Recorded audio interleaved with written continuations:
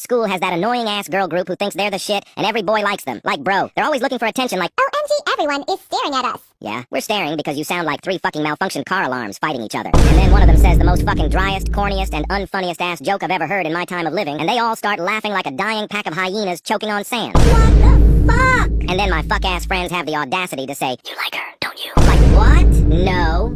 They're all fucking chopped and built like oversized vending machines. They have new boyfriends every week like it's a fucking Netflix series. New season, new guy. They make fun of other people's looks, but then they take pictures and scribble out the spots on their face. Like, bro, you're just a fucking hypocrite. The worst part is when the girl everyone thinks I like starts playing along with it, so that just makes it even more fucking believable that I like her. I always explain to everyone that no, I don't fucking like her. She sounds like a dying vacuum cleaner choking on Legos that went up its ass. But no, they still continue. At this point, I might as well just confess to my real crush, so people stop shipping me with that ugly hippo. Anyway, have a great fuck-ass day.